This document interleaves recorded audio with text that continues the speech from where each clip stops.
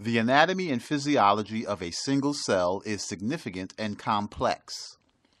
Remember, a cell is a living organism and thus exhibits all the characteristics of life we have previously discussed. The living cell presents with a variety of organelles, tiny organ-like structures that perform specific physiological tasks.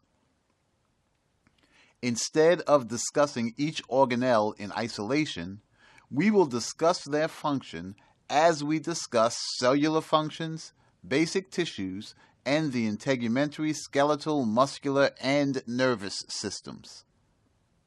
This module will explore the cytoplasm and then the nucleus of the cell.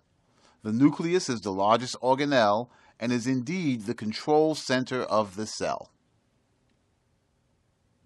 Cytoplasm is a fluid matrix of the cell that is made up of three components: the cytosol, organelles, and inclusions.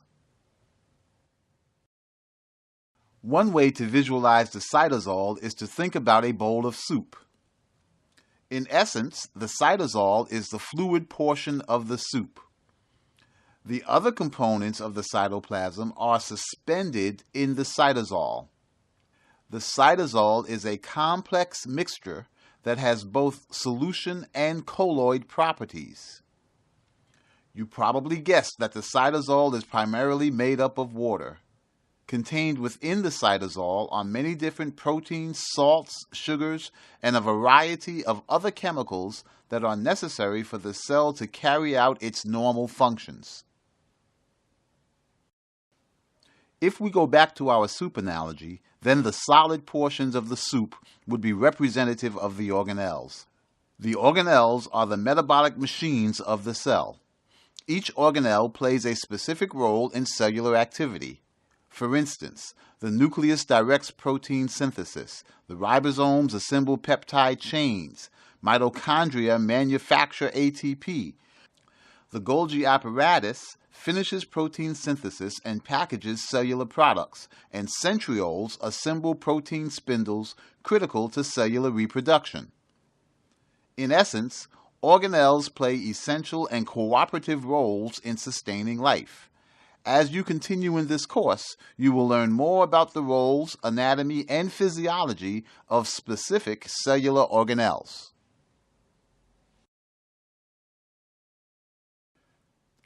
Cytoplasmic inclusions vary from cell to cell depending upon function and physiological needs. Inclusions are unique chemical substances found within the cytoplasm. For instance, muscle cells have a high percentage of glycogen in the cytoplasm. Fat cells have an increased number of lipid droplets, and skin cells may contain increased pigment molecules. Again, inclusions differ from cell type to cell type. Though most cells may have the same set of organelles to a greater or lesser extent, inclusions may be present in some cells and completely absent in others. I suppose if we went back to our soup analogy, we could think of inclusions as the seasonings that might be used to give the soup a unique flavor. Some seasonings are used in one type of soup, but not used at all in another. The cytoskeleton is comprised of a network of protein rods that run through the cytosol and other proteins that serves to help the cell maintain its shape, promote movement of the cell and substances within the cell, anchor organelles, and stabilize integral proteins. There are three major types of protein filaments that make up the rods of the cytoskeleton. Microfilaments are made up of a protein called actin. Interestingly, each cell has its own unique arrangement of microfilaments. Microfilaments typically attach to the plasma side of the plasma membrane and serve to strengthen the cell surface, resist compression, and facilitate cellular motion. Later in this course, we will discuss how actin plays a crucial role in muscle cells. Intermediate filaments have a high tensile strength, span the cell, and help resist the cell from becoming damaged from forces that may pull the cell or groups of cells apart. Microtubules are the largest diameter rods. They radiate from an area close to the nucleus known as the centrosome.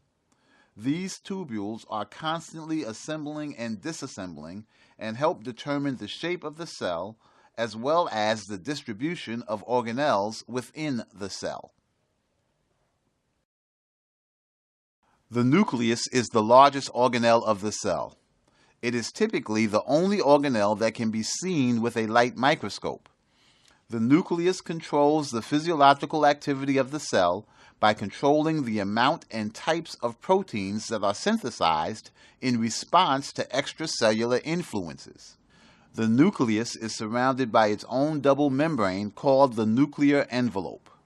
The nuclear envelope has very large pores to facilitate the transport of large molecules. The nucleus contains another organelle called the nucleolus. The nucleolus is responsible for the assembly of another organelle called a ribosome, which plays a crucial role in protein synthesis. Most importantly, the nucleus contains the cell's genetic material known as chromatin, which with a light microscope appears as fine threads.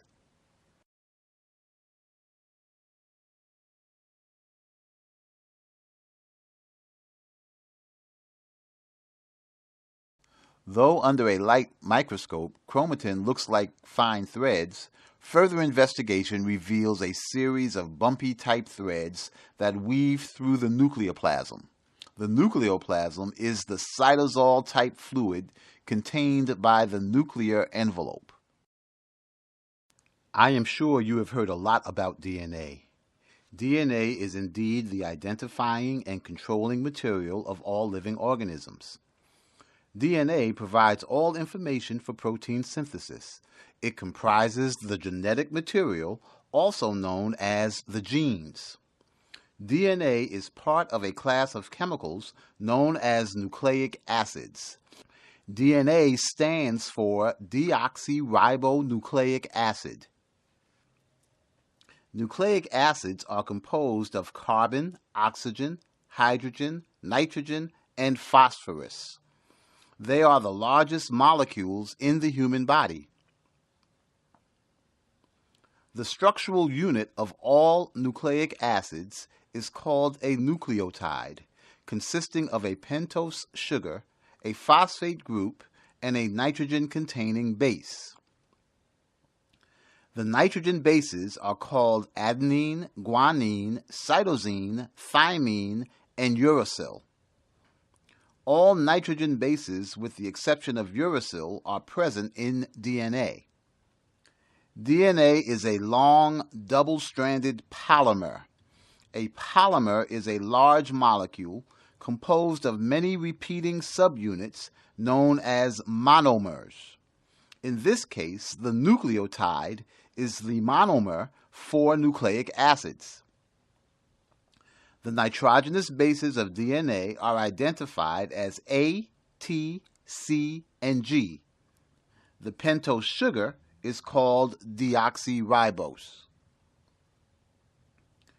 In DNA, two polymers bind together with hydrogen bonds at the nitrogen bases so that a ladder-like structure is formed.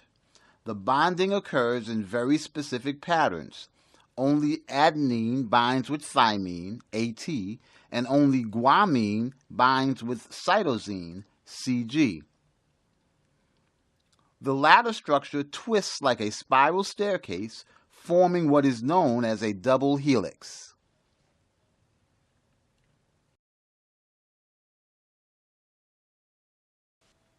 Ribonucleic acid, RNA, is the human body's other major nucleic acid.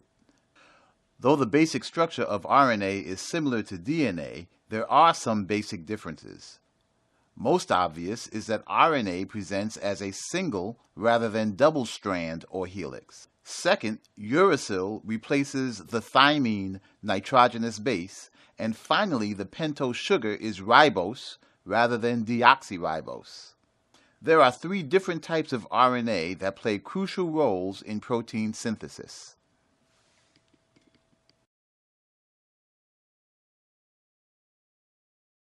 Histone proteins assist in organizing and packaging the very long DNA molecule. Histones are a group of 8 proteins. DNA wraps once around each histone group before proceeding to the next group, giving chromatin the beaded appearance. A strand of DNA and its core histone group is called a nucleosome. In summary, the nucleus contains chromatin, the genetic material of the cell. Chromatin is made up of 30% DNA, 60% histone proteins, and 10% RNA. DNA directs protein synthesis. RNA plays a significant supporting role in protein synthesis, and histone proteins assist in organizing and packaging the long DNA molecule. The nucleus is enclosed by a double-layered membrane called the nuclear envelope. The nuclear envelope has very large pores to facilitate the transport of large molecules.